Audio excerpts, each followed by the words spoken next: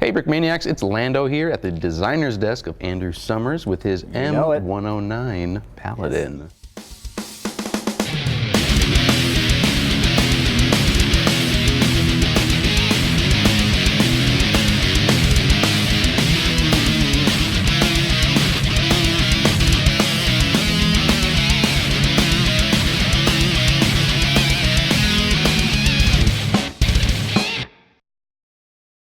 M109 Paladin. Yes, this thing is huge. Yes, it is. I was so surprised in building the thing. Looking at it, I'm like, geez, this thing is pretty chunky. Exactly. I think that's the actual military designation as well. Yeah, the M109 chunker. But no, it's quite a large model, and there's a lot of interesting techniques I'm using on this one. Yeah. In part, you got suspension components and stud reversal techniques and all sorts of fun stuff. Yes. Name dropping some stuff. Yeah, you know it. But so the 155mm Paladin howitzer is the, I guess backbone of the United States Army's heavy firepower, land-based firepower.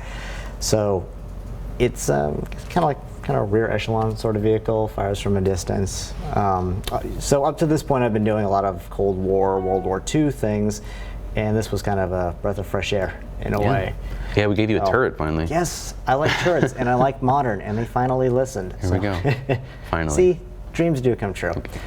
But yeah, it is a pretty large model compared to the Abrams. They're to scale with one another, but this thing is like, it dwarfs it. Yeah. In terms of turret size and everything. It's a pretty cool looking thing, I'd say. Yeah. Comparing them together. Features? Yeah. Speaking of turrets and speaking of turrets and features and all that fun stuff. So the first feature I'll start off with is the little gun thing right there. The gun thing. Yeah, the gun thing, the gun holder, whatever you call that. So you can fold that down, and it allows the turret to actually have a good range of motion. Yeah. I don't know if the turret does a full 360 degrees in real life. At most, I've only seen the turret go maybe about like 90 degrees or so. So I don't know if it is a full 360, but it is capable of doing that should you want to shoot the guy tailgating you while you're driving along. Point blank range. Yeah, you're supposed to do it like that, right? Exactly. So you can do that, you can adjust the turret, and then you can also adjust the yeet cannon on it, so you can make it elevate like such. So there's a pretty good range of motion on it. And speaking of that yeet cannon. Continue. Yes, continue. M109 yeet. M109 yeet cannon. We got a custom printed muzzle brake on there. Yeah, I think the first modern muzzle brake we've done. Yeah.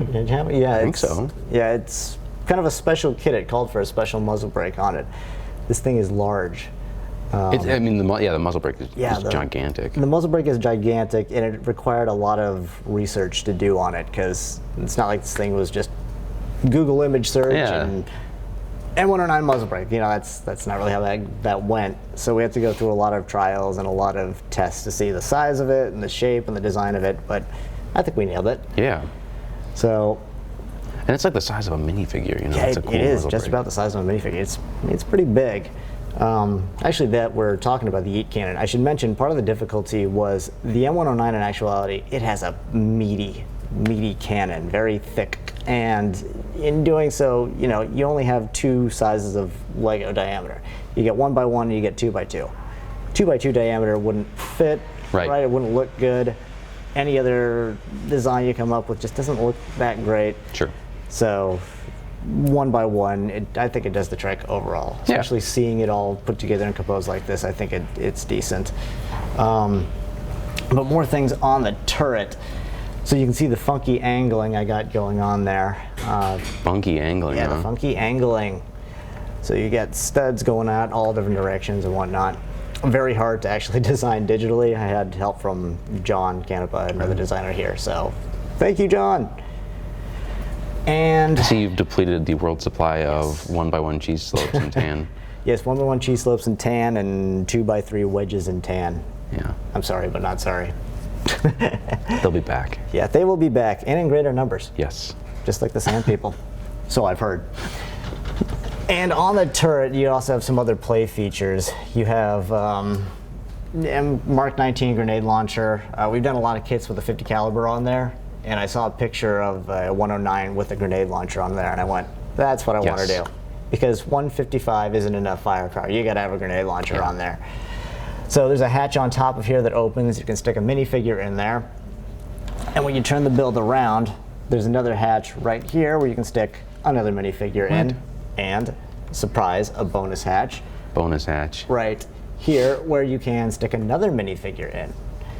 And if we're continuing with the theme of hatches, you also have an ass hatch right here, which you can open like so. Nice. And there's room inside where you can actually have several minifigures stand up and do operations. There's room for a party inside of this thing. Yeah. Call it the party tank. Wait, I don't know, do they? No, it's the party tank. No, they don't. But you can party. Actually, you probably can't because of regulations. Squares. Do you want to open this thing up? Show the room for activities? You can, as we just alluded to, have parties in here by removing the turret. It's a simple operation here. Just take the turret off and. Oh, that's. I don't know what that is, but it has two brushes and it looks like it's having a good time. It's this thing. So. Yeah, whatever that is. But yeah, it's basically just a simple post design. It's funny because the actual Paladin, it seems like the turret rotates on a ring that's integrated into the hull. So there's actually no turret basket or central post. But how do you recreate that in Lego? Sure. I'm sure it's possible, but this is just a simpler solution that it works. Yeah. So there's some simple stuff in there. It's a there's room to add stuff too. There's room to put minifigures in there. I've been doing as such. And you can see on some of the walls right here some stud reversal techniques. Yeah. So it was kind of cool coming up with that stuff, and it all just fell together. And I'm like, oh, I got to use this. Yeah. It's all functional though. So very cool. Yeah. That's just awesome sloping here when you put that back together. Why don't I put the hat back on it? There we go. And of course, as with all Brickmania kits, it's got suspension and rolling tracks and whatnot. And I'm using a funky rubberized suspension system on this, so it depresses and whatnot, bounces around pretty good. And how does this thing deploy for fire? Are there some stabilizers back there? So it's got stabilizers in the back here. I'm not too certain how much they use the stabilizers as I break one off. In a lot of the pictures I've seen, the Paladin, it just sits on its treads. So it doesn't really deploy these. I think maybe they might use it to prop the ass end of it up. I think I've seen a picture of it doing that, but other than that, I don't know how much they use the stabilizers. In addition to the stabilizers, you also have little baskets here. Forgot to mention that, but those kind of turn around. You can streamline your Paladin to make it more aerodynamic in a wind tunnel, or you can just make it look like it has ears. I mean, what do they actually use that for in real life? Just utility baskets. Just utility baskets. Throw crap in there. Snacks. MREs, rations. Just snacks. Yeah. Tons of snacks. Tons of snacks. Many snacks. Right on, man. Well, that's the M109. Anything else you want to go over? No, I think that's about it. Cool. But yeah, it's my first modern kit. Yeah. What do you think of turrets? I like turrets. You like turrets? You like turrets? Turrets are happy. They make me happy. Modern turrets and turrets, they make me happy. Right on, man. Cool. That's the M109 Paladin, designed by Andrew Summers.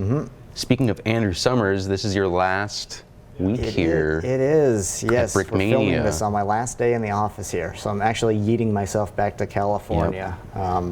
I've got family to tend to and whatnot, and I've really enjoyed my experience here, Brickmania, and we'll still keep you on board as like a contract builder, right? Something like that. On-call designer of sorts. So that's cool. So if there's anything that needs a turretless design, I guess they'll they'll throw that to me. Give it to him.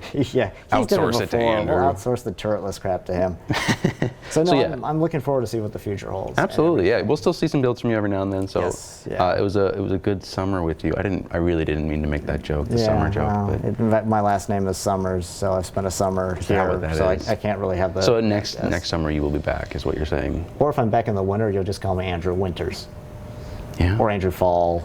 I remember when you came here to visit Minnesota for the first time, we actually got like a blizzard. So it's like the coldest day of the year. Yep. And you show up in like a hoodie. 13 degrees outside, and I'm just Eskimoing it or something. It was great. That's great. internally complaining.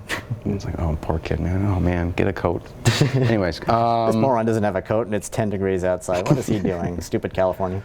Right on. Cool. Andrew, thanks for, building with us. It's cool. Thank you for putting up with me. I appreciate it. Right on. Sweet. Well, till With next time. that, That's good. yeah, that's the episode. For more information, check out brickmania.com. Bye. What's that from? Is that from something? It's from a radio program. From a radio Yeah, program. they say bye. Bye. Hi. Bye. All right. Cool. Here we go.